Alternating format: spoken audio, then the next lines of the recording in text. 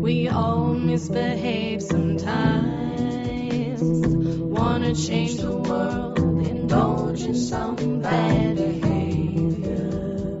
Hello and welcome to Bad Behavior, the podcast where we talk about women, activism and positive change and our journey to being the best, baddest bitches we can possibly be. My name is Nicola. I'm Rosalind, and welcome to another episode. Yes! Woo! We are so excited to have you back. How have you been bad this week, Ros? Okay, so it wasn't this week, but I realized that I haven't talked about something that's really important to me until now. I was working with an incredible charity for about 6 months from the start of this year.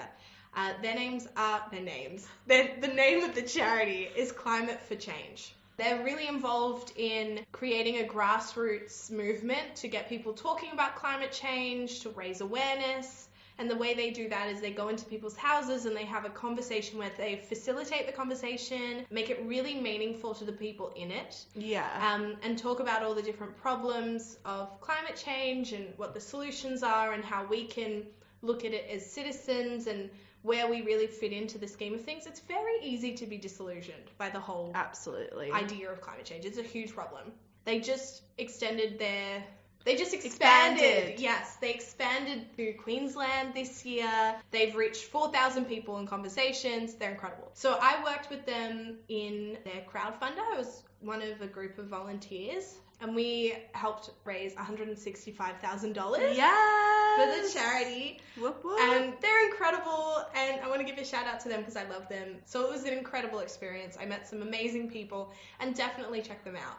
I was actually one of Roz's fundraisers. Yes, on my team. It was pretty interesting experience because I like to say that I passively fundraised my amount because I kind of vaguely forgot that I was involved in fundraising activities and happened to just make the amount needed for my goal. Like I clicked my page about a week after it had closed and There it was.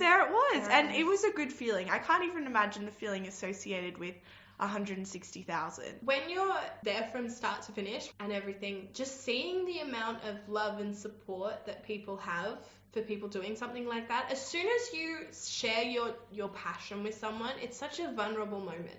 Absolutely. Because you have to go, hi, I really care. Please support me. And you're like, oh my God, they're going to reject me. They're going to say no. And it's so vulnerable. And being able to just like reach out to people and have such an amazing response and see that people actually really care about climate change. Australians are one of the biggest givers to charity in the world. I think we're at number 2 behind. Yeah. Myanmar. Well done. It was good. It was really exciting. good. Okay, how have you been bad this week? My week was pretty boring, you know. I had my 9-to-5 job, like did not do much outside of work, submitted my taxes. Oh, good one. You know, did not get much interesting shit done, which is totally fine, you know. Everyone has those weeks where you just have to do what you got to do and hustle hard. Actually, I remember talking to you about our mottos, and we realised that yours was you got to do what you got to do, and mine was c'est la vie.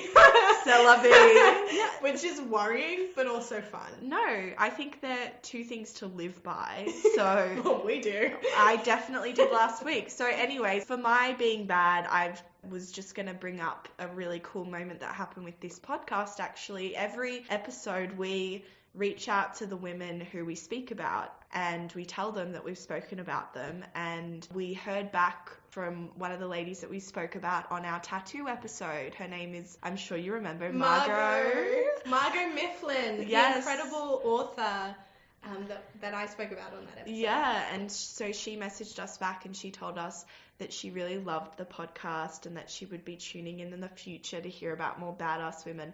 And so that was a peak of my week because I got so excited and so happy that it was, you know, that we were getting such amazing engagement. And it's always so cool to hear back from people like that, especially when she was, you know, pretty incredible. Like, we were pretty obsessed. I think just slightly. After every episode, we're obsessed with the women that we talk about. Absolutely. We stalk them on Instagram. We get really they're in a amazing. very productive and sweet way. Oh, I mean, with love. Absolutely.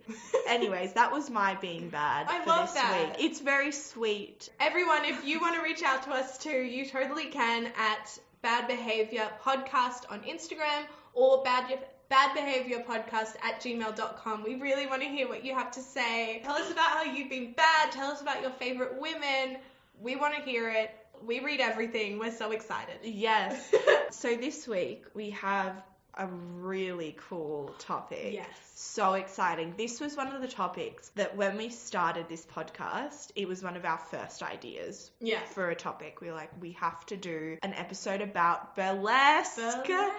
Well, one of the things that we should start off by pointing out is that a lot of people equate burlesque with stripping. Yeah. And they're very different art forms. Yeah. So burlesque originates from satirical theatre, which pokes fun at high-profile figures of the era. So it was kind of, 1950s actresses would get sort of satirically very politically mimicked. Charged. Yeah. And it can be very funny, very political. There isn't necessarily nudity in it. It's just kind of a show. Yeah. It's an extravaganza. Yes! And amazing costumes. And something I totally want to try. Is that weird? No. All the burlesque shows I've seen, I've left feeling so in charge of myself and my body and like really ready to just have a boogie, I sound like an 80-year-old grandma. Don't you sound like a mum? Oh my god, either way. 34 years old, just come out of her Pilates. Not 34, that's really young. 44, just come out of her Pilates class. Ladies. I saw a burlesque. It's the hot new thing. My hubby's at home.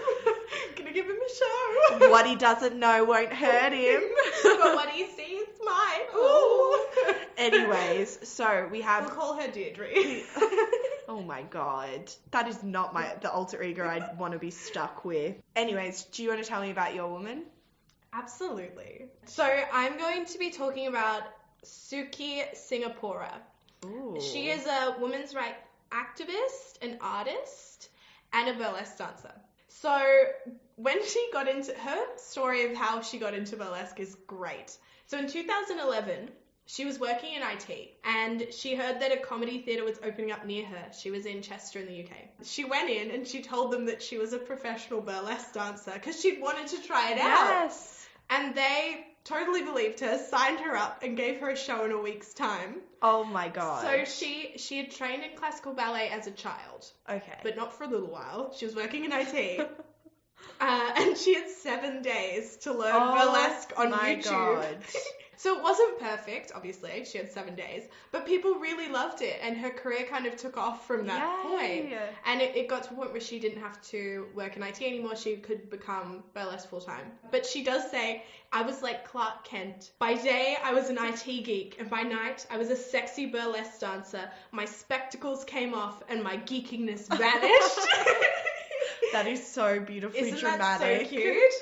Anyway, she's incredible. She designs and creates her own costumes. They can take up to 2 years to make because they're very intricate. She's incredible.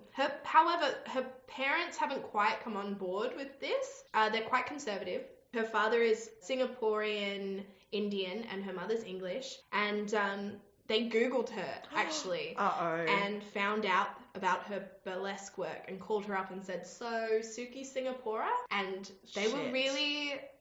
they were kind of disgusted by it. They thought it was very pornographic. They didn't really understand the art form.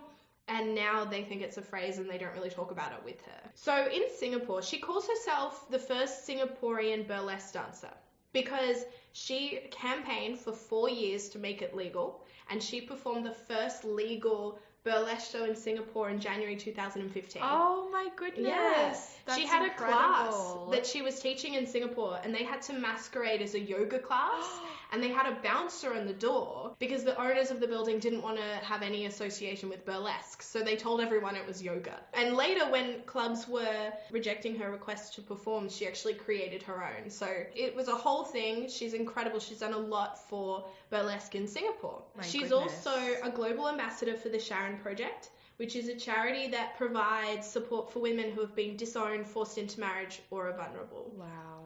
And she says because she's fought for her right of self-expression, she tries to allow other women to follow whatever path they want to follow. She said, "This is not just an opportunity to prove that burlesque can make a difference. It is a responsibility." So she has won the London Asian Women of Achievement Awards for her work. Amazing. She was invited to Buckingham Palace in 2015. She was the first burlesque artist in the world to ever be invited. Are you serious? By the royals. Yes. She was called the biggest arts hero in 2015 in Singapore Time Out. And she was nominated and shortlisted for the United Nations Women He for She Awards in Singapore in 2016. She's headlined the closing parties for London Fashion Week 2 years in a row, and she created a lipstick collection. Yay! And one of the lipsticks is called Girl Power, which I love. Oh Thank you my very much. God. It was really interesting researching her because her perspective is so much on the fact that burlesque is about female empowerment. Yeah. She talks about how 80% of her audience are women, and so it's a demonstration. It's not a male placating show, is what she says. It's a performance by women for women, celebrating the female figure. It's not supposed to be objectifying them or sexualizing them. It's them taking their sexuality and creating something fun and interesting and a big performance. Not a dirty thing. It's not anything that's, well, a lot of people have a lot of different ideas about the sex trade and the sex industry, and it's not really linked.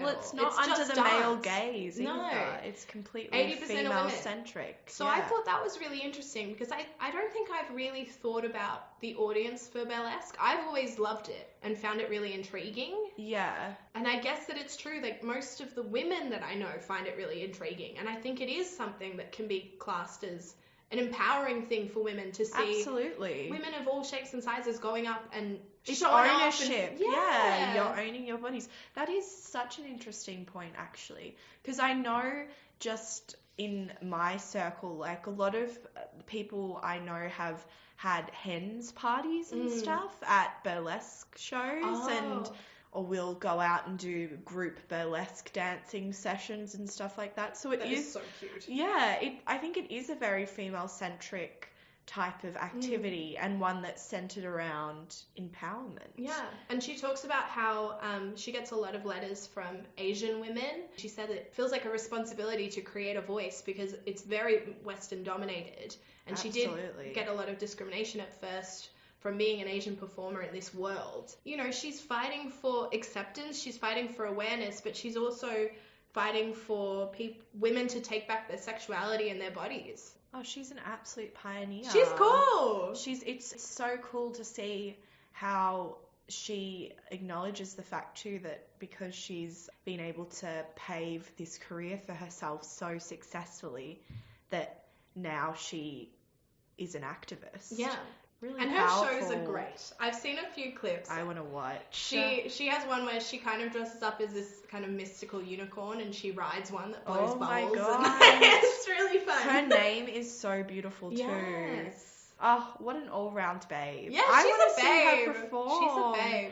Oh, she's a goddamn hero. I want to hear about your woman though. I'm talking about two sisters. Ooh. Kim Busty Beatz Bowers and Candy Bowers. So her nickname is Busty Beatz? Yeah, that is her stage name, her DJ name. They are two amazing siblings from Campbelltown, which is a city in New South Wales in Australia.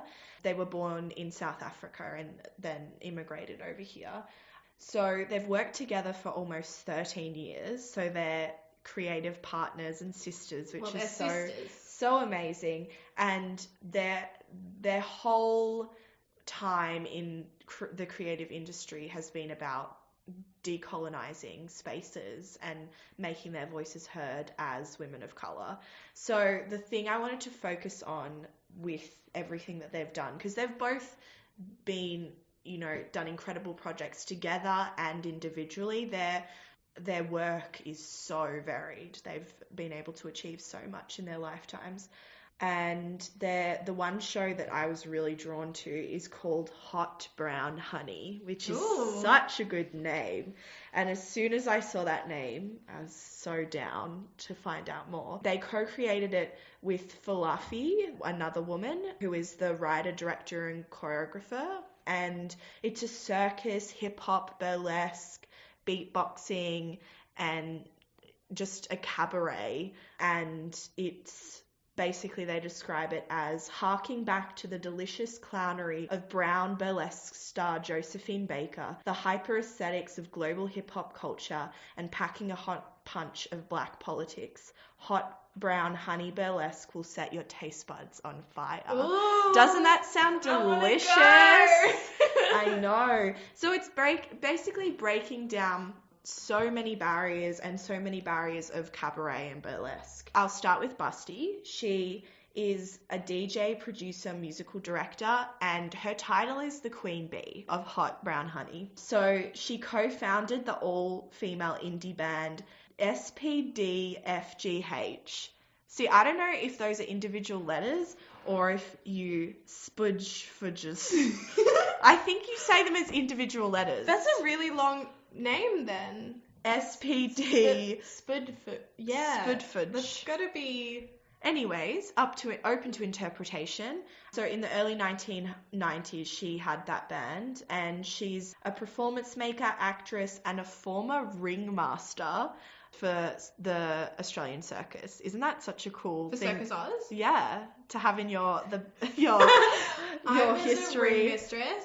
Amazing. Actually, you know what? I never noticed that ringmasters, that's a male term. Yeah, I mean, I innately said ringmaster instead of ringmistress. That's interesting, isn't it? Yeah, well, she was a ringmistress, and her sister Candy is a writer-performer. She graduated from NIDA, and one of her big projects that she's known for is she teamed up with Sarah Ward to create cult hip-hop comedy Sister She. And she's also a regular at Women of Letters, which I don't know if you know that series, but super cool. So basically this show has 6 First Nation women. So it's a cast of black, brown and mixed people from all different descents. Maori, Aboriginal, Torres Strait Islander, Samoan, Tongan, Indonesian, South African heritage. It's just an absolute eclectic mix of all these amazing black and brown and mixed race women. So the main emphasis of the show is Australian colonialism. So it's kind of deconstructing that, and it's all about embracing Indigenous rights and embracing your pride as a woman of colour and exploring the sexuality and gender and identity that comes with that. So it does a lot to confront the sexualization of women of colour. Yeah. You know, how they're generally seen as exotic trophies, and that's generally how they're perceived in a lot of showcases of art, unfortunately. So it kind of fights against that stereotype and completely goes the opposite way, which is so incredible. One of the quotes that I picked up was decolonize, moisturize and reconnect. Oh my gosh. That's their main vibe. Yeah. So Busty Beatz, her DJ skills are kind of centric to the whole show. So she starts the show on top of a giant honeycomb, like an LED honeycomb that lights up, and her music, it kind of narrates the show. It's all music by women of colour, queer artists. One thing that I read which was so cool, one scene that happens, is that Elena Wangara performs a dance to free herself of the confinement of an Australian flag that she's wearing. I've seen clips of it, this really incredible and intriguing dance to get rid of this flag, this Australian flag that she's wearing. So it's very poetic and really profound.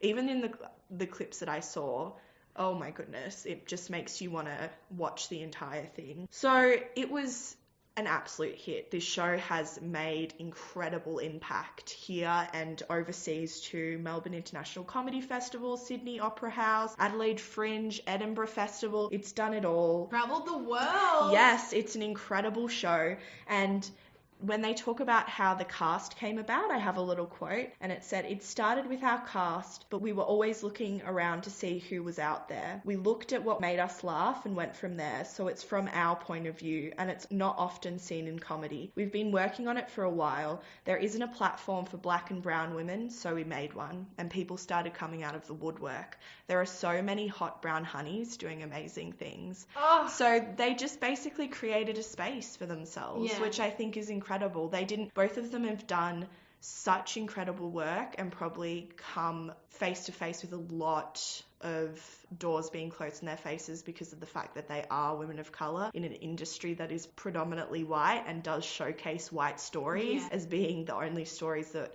we should be hearing, which is completely ridiculous. And it's really cool because it talks about, I think they really dissect the relationship between hip hop and how the idea of Indigenous reconciliation and how hip-hop brings out these marginalised voices that you don't normally hear. So it's just a group of women being really self-aware, breaking down all these perceptions. So they say, "We're looking at where all of our worlds collide in Australia on stolen land and how that has affected us and how we move through the world. This is a time for women's voices to be really loud. It's a time for stuff to be talked about, the real sticky points like denial, privilege, access and opportunity." They have their own company called the Black Honey Company, and they're a production house and cultural consultancy team. Both of the sisters are really involved in that. But just in general, you know, Kim Bowers and Candy Bowers are just two of the many women involved in this Hot Brown Honey project, and it just makes me so happy that Australia is finally getting